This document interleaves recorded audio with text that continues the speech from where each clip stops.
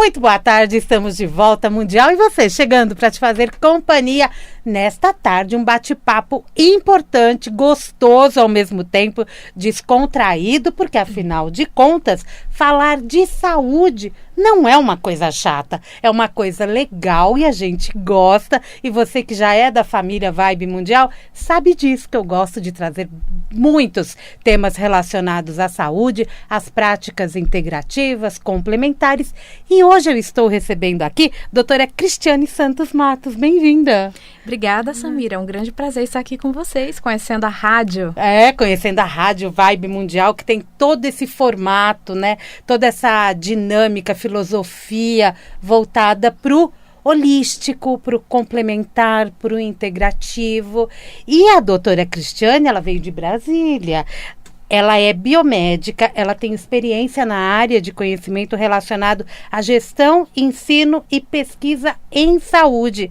Desde fevereiro de 2021, ela é responsável pela gestão da Coordenação Nacional de Práticas Integrativas e Complementares em Saúde, do Departamento de Saúde da Família, na Secretaria de Atenção Primária em Saúde do Ministério da Saúde. Nome comprido, né? Nome é comprido, mas é importante a gente destacar porque você está coordenando o país quando a gente fala em práticas integrativas e complementares. Esses nomes, eles foram aumentando, né? Então, fazem parte, né, da estrutura formal do Ministério da Saúde, né? Então, lá temos uma seção especial que faz parte da Secretaria de Atenção Primária à Saúde, a qual eu coordeno, que é a Coordenação Nacional de Práticas Integrativas, né? E as práticas integrativas, falando para o público, que eu imagino que é muito heterogêneo, também são muito conhecidas pela sigla de PICS, né? PICS, Práticas Integrativas e Complementares em Saúde. Então, estamos lá em Brasília, com uma equipe pequena, porém dedicada, trabalhando em prol do fortalecimento da Política Nacional de Práticas Integrativas e Complementares no SUS. Ainda bem que você já decorou. Você já viu que eu já chamo ela de você, viu? Sem aquela formalidade, né? Toda descontraída. Estamos à vontade. Estamos à vontade, isso é muito bom. Sabe o que eu quero entender? A gente aqui comemorou muito, né, Val Capelli, que está aqui de espectador hoje. A gente comemorou muito quando lá em 2017, algumas terapias, algumas práticas viraram lei, né? Passaram a fazer parte da saúde pública e a gente comemorou, né? E muito. E depois, em 2018, vieram mais, que aí o Val pode comemorar mais, porque foi quando entrou a cromoterapia. Você fez parte deste grupo? Você entrou depois? Como que foi o olhar para a saúde pública para entrar com as terapias integrativas? Olha, a nossa política pública, ela tem 16 anos de implementação, né? Então, eu não estou à frente a esses 16 anos. Houveram outros colegas que fizeram parte desde o princípio, que desbravaram o caminho, eu diria assim, né? E eu diria, sem sombra de dúvida, que a maior conquista foi a implementação dessa política no SUS. Porque você imagina ampliar o acesso à população, né? E a gente sabe que no SUS a maioria da população é uma população que realmente, assim, não tem as condições financeiras para um tratamento particular. Então, você imagina que preciosidade você ter essa ampliação do cuidado de uma forma integral e complementar no nosso SUS de graça para a população? Não, e de graça. E eu queria entender como que a população vê isso e como que é oferecido a essas pessoas que vão até o Sistema Único de Saúde. Isso, então, né? Bem, passados esses 16 anos, na verdade, a minha entrada, até respondendo a sua pergunta anterior, né? Ela é recente. Sim. Então, eu tenho pouco mais de um ano. Isso, eu entrei em fevereiro de 2021, né? Então, dando continuidade ao trabalho que já foi implementado. E sim, essas práticas, como eu havia comentado, estava aqui comentando com o Val Capelli antes, essas práticas, elas têm, assim, uma diversidade de oferta no Brasil inteiro, né? Vocês imaginam que o próprio Sistema Único de Saúde, ele é complexo e ele é muito diferenciado de região para região, de estado para estado.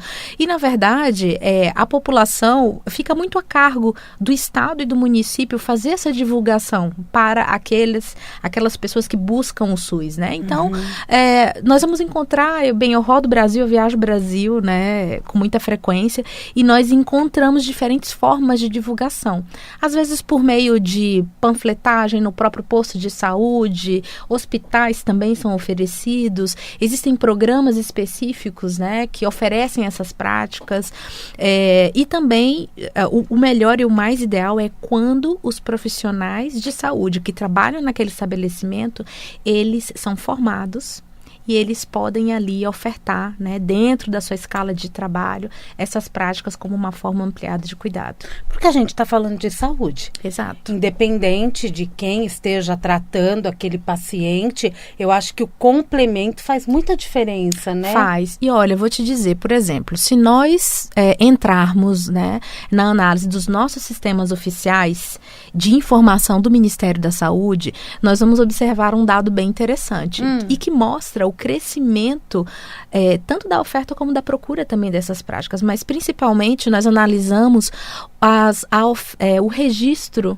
dessas práticas no SUS, ou seja, aquele profissional que aplicou alguma prática e registrou no sistema oficial e chegou essa notificação para a gente no Ministério. Hoje, os nossos sistemas nos informam, né, que mais de 75% dos municípios registram pelo menos uma dessas práticas como oferta de cuidado em seus estabelecimentos, né? Então, você imagina, 75% é muita coisa, né? Estamos evoluindo. E você imagina que quando falamos, ainda é uma parte mais técnica, mas é importante dizer que quando falamos de sistemas de informação, a gente sempre agrega na nossa análise uma coisa chamada subnotificação, que sempre tem. Então, 75% é o que está ali registrado, porém, eu arrisco dizer que é superior o número, né? E nós temos aí questões técnicas do porquê que não é superior, mas acho que não vale a pena entrar. É uma parte mais chatinha, né? Mas existe, a gente sabe disso, a gente tem um número, mas isso é só teórico, né? O oficial pode ser muito maior. Exato. É que não chega até nós.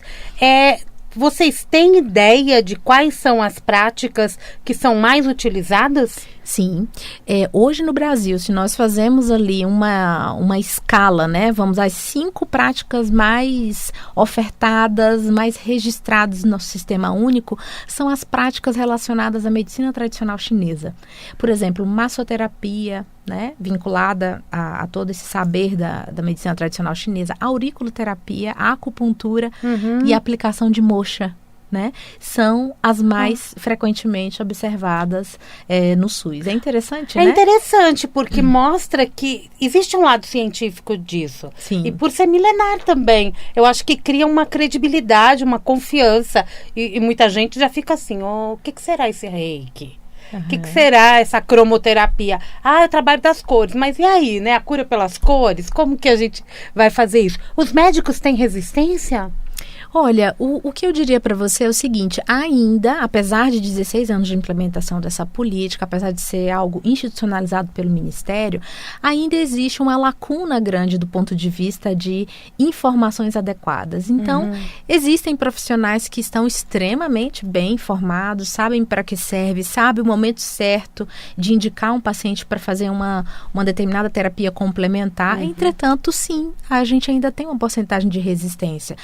Mas eu creio que essa resistência é simplesmente pelo fato, talvez, do profissional não ter buscado se aprofundar ali no tema. Porque hoje nós temos um programa, uma estratégia a nível global da Organização Mundial de Saúde que recomenda essas práticas, e muitas delas a gente tem evidências científicas inquestionáveis já, que fazem bem, que nos relatam os benefícios para a saúde, e por um outro lado também nós temos aquelas que ainda não se avançou muito em pesquisa e que, portanto, a gente não pode falar do ponto de vista de evidências científicas, e que é bom até porque é um campo aberto para pesquisa, né? Isso é algo que nós estamos discutindo até no Ministério da Saúde.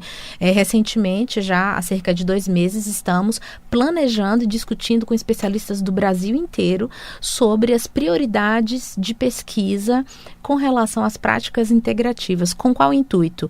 Bem, deixa eu entender, dentre essas 29 práticas que nós temos aqui, recomendadas pela política, quais delas têm um nível de evidência já suficiente, e dentro dessas 29, o que não tem ainda evidência que precisa ser trabalhado para gerar informação para poder subsidiar os profissionais de saúde, gestores, os próprios terapeutas também. Então, estamos nesse trabalho, é um dos trabalhos que nós estamos levando. E em breve, pretendemos fazer uma oficina presencial, onde nós vamos ali elencar pelo Ministério da Saúde, juntamente com todos os colaboradores, né, pesquisadores, terapeutas, quais são essas linhas de pesquisa prioritárias para que possam futuramente gerar projetos de pesquisa que nos deem retorno com resultados satisfatórios para subsidiar tomadas de decisão. Exatamente, né? E eu tô vendo aqui que, por exemplo, nós temos lá em 2017, a portaria de março de 2017, por exemplo, foi aprovado yoga, foi aprovado arte-terapia, biodança, dança circular, meditação. Eu posso dizer que muitas destas terapias, elas são feitas até em grupo. Sim. Não é? Aí vai de cada secretaria, de cada estado e município, organizar estes grupos e também contratar esses terapeutas a praticarem isso. Exatamente. Olha, quando um gestor responsável por um estabelecimento de saúde no SUS, ele decide, juntamente, né, com um grupo ali de profissionais, implementar as práticas naquele local para oferta para a população, ele tem que tomar algumas decisões do ponto de vista prático. Bem, quais são as práticas que eu posso oferecer nesse momento? E quais são os critérios que geralmente eles vão buscar, né? Bem, olha, por exemplo, eu gostaria de oferecer yoga. Será que aqui no meu raio, aqui onde eu estou, né, tem profissionais que possam oferecer de forma adequada e segura essa prática, né, que tem conhecimento adequado para ofertar, porque de fato é necessário que sejam profissionais bem formados, que entendam que estão trabalhando num contexto de saúde, que é diferente dos consultórios particulares, né? Então é necessário ter todo um conhecimento ali também de como que funciona a rede. Geralmente um médico ou um enfermeiro, que são os que mais fazem a triagem, né, dos profissionais, serão capacitados para poder fazer essa recomendação de qual terapia é adequada para aquele momento da pessoa. Às vezes a pessoa pode estar com algum problema físico, estrutural, que vai ali impedir de fazer um movimento mais amplo. Então, talvez a yoga não seria recomendado para esse momento, né? Enfim, é necessário uma análise cuidadosa, né, para recomendar e para que a experiência seja boa e que, de fato, aquela prática recomendada, ela vá contribuir para a melhora da saúde, né, da pessoa. N situações de saúde, né? Quando eu falo de musicoterapia, de arte-terapia, hoje a saúde mental tem utilizado muito. Exato. E aqui em São Paulo, inclusive, né, a própria Secretaria Municipal de Saúde tem o programa de práticas integrativas, né, o município tem implementado e tem aqui centros de referências excelentes que ofertam acupuntura, dança circular e outras práticas, inclusive faz formação, né, de profissionais da saúde, que eu tive a oportunidade de conhecer em agosto, quando eu vim para uma agenda aqui de trabalho em São Paulo. E também a terapia comunitária integrativa, né, que é uma prática maravilhosa. É uma prática que foi cunhada, né, por um médico brasileiro, um médico psiquiatra chamado Dr. Adalberto Barreto. E aqui em São Paulo tem o Instituto Afinando Vidas, que é um instituto maravilhoso, onde faz essas formações, né? E, na verdade, a terapia comunitária integrativa, como o próprio nome já diz, né? É uma terapia em grupo, onde as pessoas ali colocam os seus problemas, existe uma metodologia, uma condução, e ali elas vão trabalhando algo que é fantástico, que são as emoções, né? É o que a gente havia comentado ali, né, Val Capelli, um pouco atrás. E é interessante, o Dr. Adalberto tem algumas publicações nesse sentido, né? O trabalho dele é reconhecido em diversos países e ele, nas palestras dele, ele fala uma coisa muito interessante, que quando a boca cala, o corpo fala.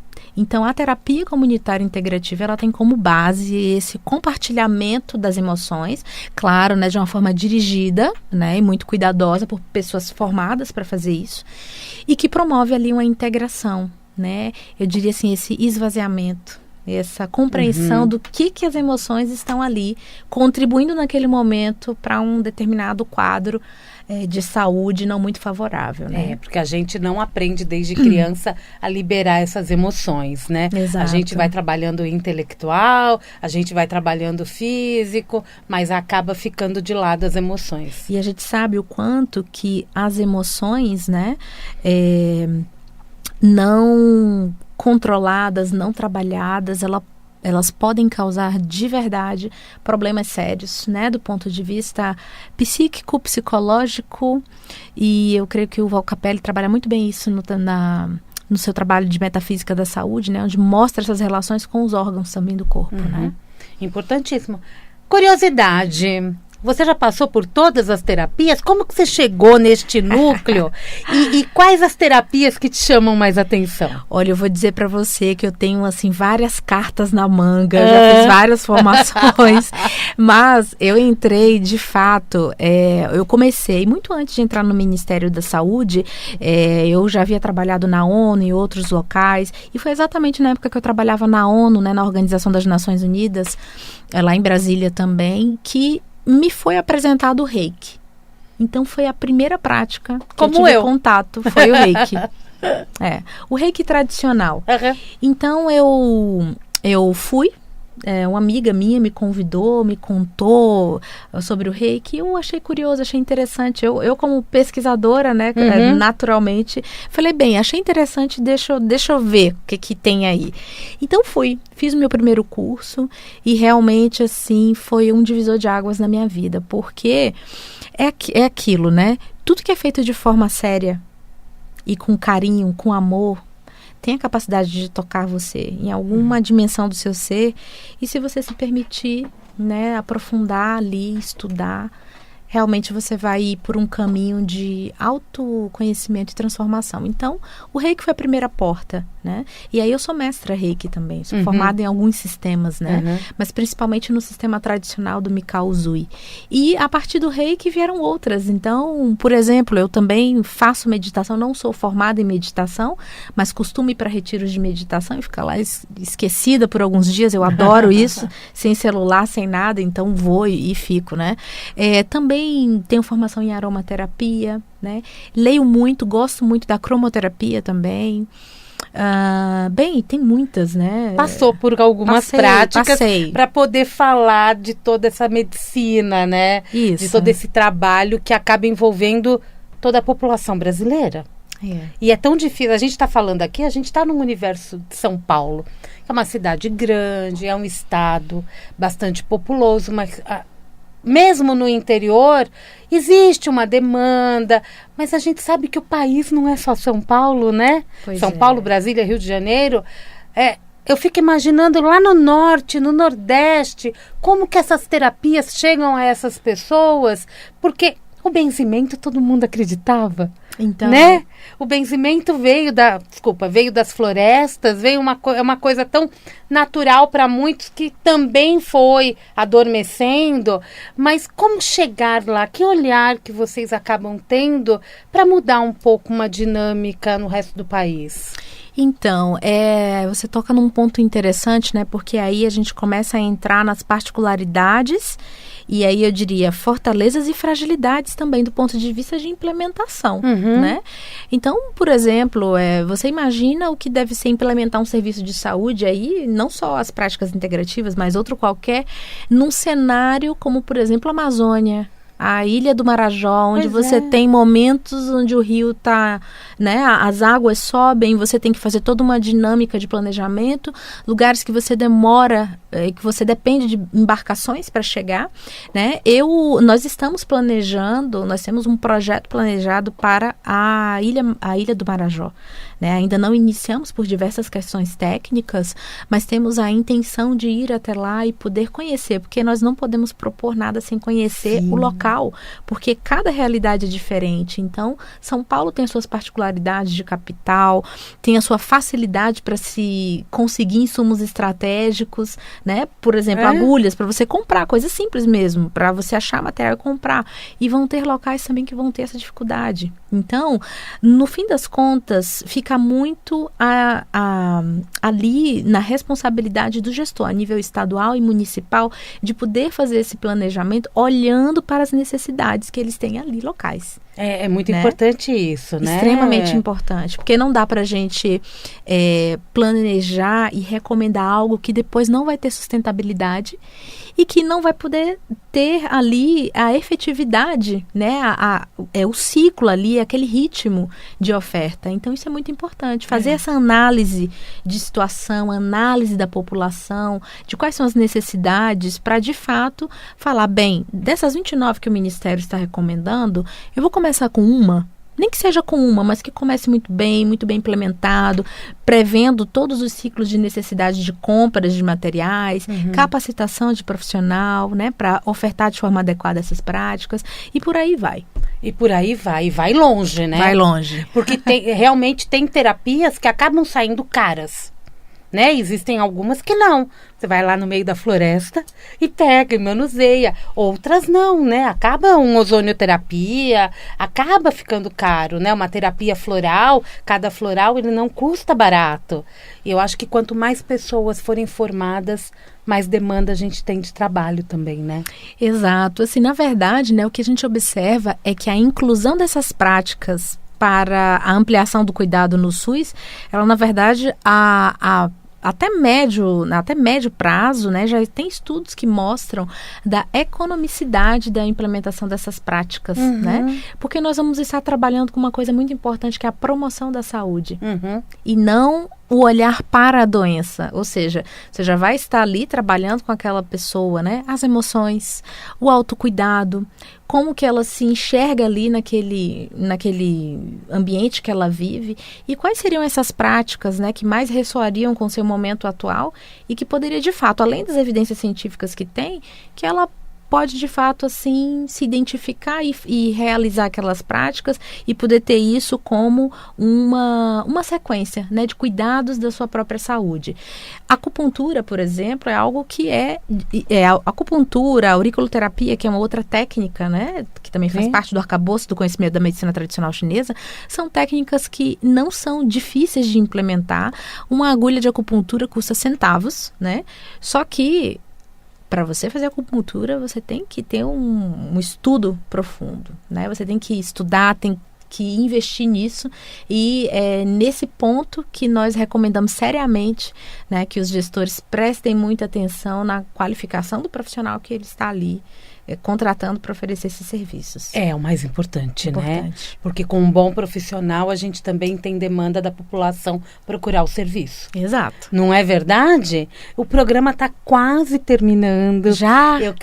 Passa rápido. Eu quero entender, além destes projetos para olhar para esse país tão extenso, existem estudos para entrar em outras terapias como lei? Boa pergunta, Porque Samira. Impressionante como surge terapia. Olha, nós temos aí uma lista imensa de terapias que não está incluída na política, né? Que não estão incluídas na política. Hoje nós temos 29 que estão incluídas, né? Você citou algumas delas aqui. E de verdade, essas 29, assim, solucionam muitas coisas, né? Nesse momento, nós não estamos incluindo nenhuma nova, porque nós estamos organizando no Ministério da Saúde, estamos focados hoje nessa nossa gestão com um processo de avaliação da implementação da política até o presente momento. Então, temos 16 anos que implementamos e precisamos fazer uma avaliação a nível nacional de como que está, quais são as dificuldades e as perspectivas. Então, até que nós finalizemos esse estudo, que vai ser em parceria com a Faculdade de Medicina da Universidade Federal de Santa Catarina, até aí nós necessitamos avaliar o que foi feito para depois analisar, né, as propostas que já chegam para nós lá no Ministério a todo tempo. Propostas incluir, gostaria de solicitar o Ministério para incluir essa proposta. E nós, ok, muito obrigada, nós recebemos, vamos analisar, futuramente damos retorno. Então, estamos nesse contexto, né, e em breve pretendemos fazer uma revisão dessa política. Isso é algo complexo que envolve envolve diversos atores, né, a nível nacional e um contexto político importante. Então, estamos fase a fase para poder estruturar e, quem sabe, talvez ampliar futuramente. Quem sabe, né? Porque essa lista aqui, a gente trabalhando em conjunto, a gente se reorganiza. Exato. A gente faz um bom controle preventivo da nossa saúde. Exato. Doutora Cristiane Santos Matos, muito obrigada por sua presença. Quem quiser um contato, existe um canal de contato do público com vocês? Sim, no Ministério da Saúde nós temos um e-mail corporativo que é pix@saude.gov.br. Pix não é com X, é com... vou soletrar. É PICS. PICS, que é Programa... Práticas integrativas complementares em saúde. Então, pix@saude.gov.br. Aliás, tem uma cartilha bem interessante. Se a gente procurar, a gente consegue baixar e isso ler tudo. No nosso site do Ministério da Saúde também. Se vocês digitarem no Google Práticas Integrativas e Complementares em Saúde, Ministério da Saúde, vai dar na nossa página oficial da Secretaria de Atenção Primária em Saúde. Lá tem vários documentos, tem informações atualizadas. E qualquer coisa, estamos à disposição. Pelo e-mail corporativo. Muito obrigada. Obrigada por ter vindo aqui, a Vibe Mundial, e por ter esclarecido tantas coisas. Já fica o convite para voltar, tá? Vamos. Veio para São Paulo, fala, Samira, tô chegando em São Paulo, porque assunto não vai faltar. Não Se vai. pegar uma terapia por vez, dá 29. É verdade. Obrigada, viu? Muito Sucesso para Samira. vocês. Obrigada. Bom Obrigada retorno. pelo convite. Volte quantas vezes quiser. Mundial e você vai ficando por aqui. Eu volto daqui a pouquinho, tem Jornal da Boa Notícia. Amanhã, 16h30, tem Mundial e você. Um grande beijo e até lá.